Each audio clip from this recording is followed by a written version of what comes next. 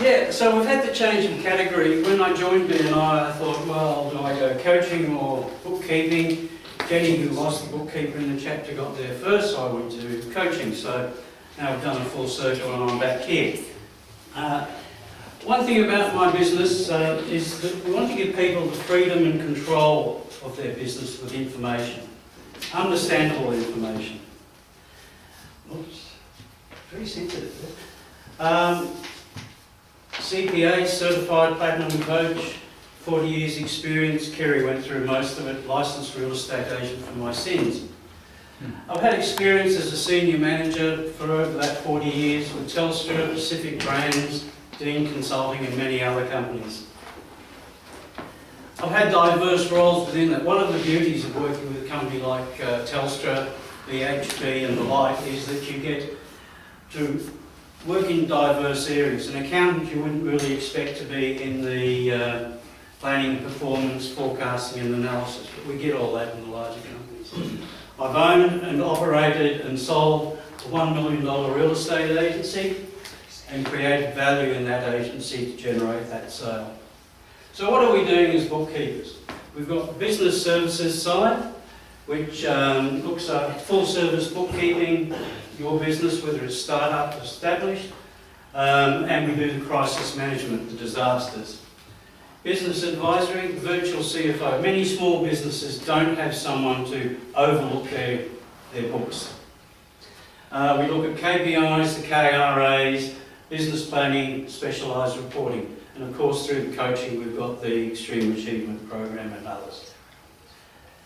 Entrepreneurs, I've dealt with hundreds of entrepreneurs. Businesses ranging from micro to large SME. Looked after them coaching, business planning, bookkeeping, consulting. Importance of them, 99.7% of businesses in Australia are small, medium. Common link with all of them is that they had trouble understanding their financials and their impact, knowing the important numbers to look at, and they're full of fear. They're frightened. They're frightened of their competitors. They're frightened of asking for help because they don't want to seem as though they don't know anything. As entrepreneurs, they need to take a mindset shift and change to say, no, I don't know anything, I need to reach out and help. One of the beauties of us in BNI here is that we're comfortable asking John for help, asking Marcus for help. What was that one? Okay. My why. Coming out of that is my why. My why is that I believe business entrepreneurs need more knowledge and support. I'm passionate about providing those entrepreneurs with that support that's in, that the big end of town, Collins Street, gets as a matter of course. They need to be helped so they can fully understand their numbers and grow their businesses. My mission is to empower business owners with focused business information that's customised, flexible, cost-effective, relevant, timely, informative and understandable. One of the failures as accountants we generally have is we tend to always look at the historical aspect of things. We need to build future into our reporting. I want to remove confusion, fear and uncertainty that surrounds their financial and marketing information. I want to replace that with clarity and direction, freedom and control. And my definition of a successful business is I want every business to be sustainable, scalable, profitable and leveraged, which enables you, the business owner, to let the business run without you. Let's look. Absolutely. Let's look at some case studies that I've found over the last few years with businesses where they've had massive failings. First one, typical SME, around 10 employees. Cash at bank in the books showed 170 grand. Look at the bank account. There's only 12 in there, or 15. Bit of a problem, you'd think. You take that to the bank and the bank thinks you're wonderful, and then they look at their record and say, hang on, there's something wrong here. No way they'll give you finance. Secondly, financials showed no liability for BAS, PAYG, or superannuation. Significant liabilities, penalties if you don't fulfil those, is fairly severe. I'm sure Jody can give us an idea of some of the penalties that tax office like to put in.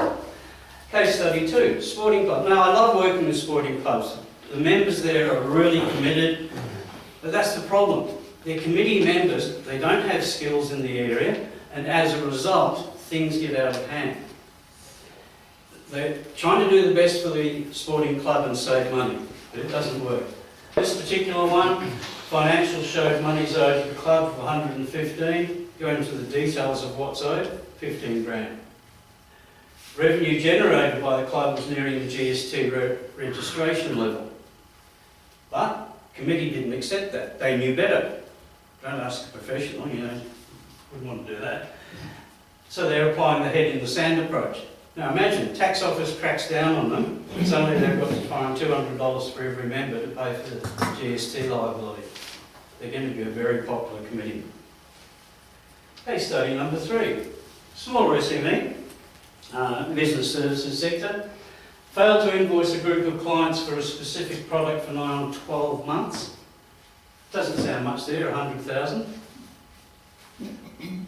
But what happens if the client disputes the amount, takes time to review it, then takes time to pay it? It's probably going to be longer than 12 months. Cash flow impact of failure to invoice and collect. They've paid payroll, paid the suppliers, they've paid the overheads. Why is there no profit in the business? I really don't know.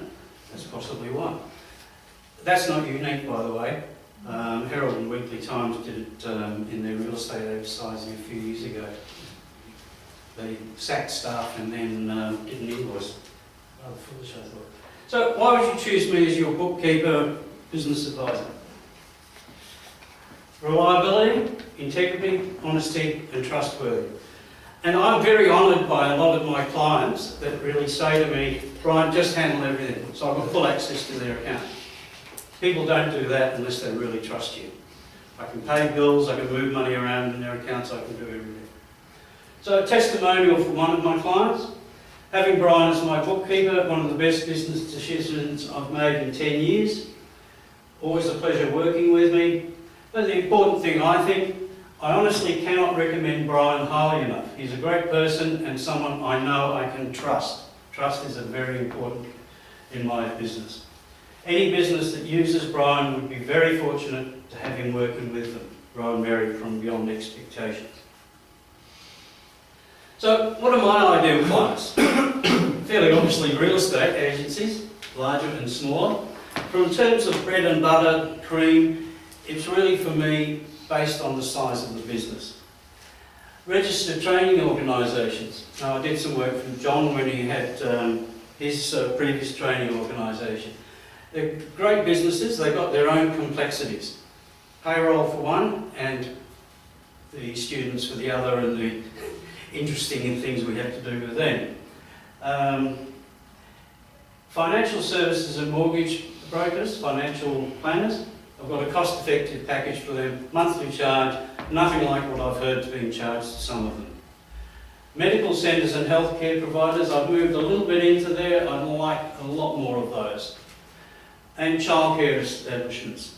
I did some work with Swan Childcare before they changed ownership. They are a fascinating business. Shift work, long shifts, short shifts, payroll is, it's not a nightmare, but it does take care and skill. It's a nightmare. So, ideal referral companies. You, obviously. Accountants, business brokers, business insurance. Now, trigger phrases you can look for when you're chatting with someone.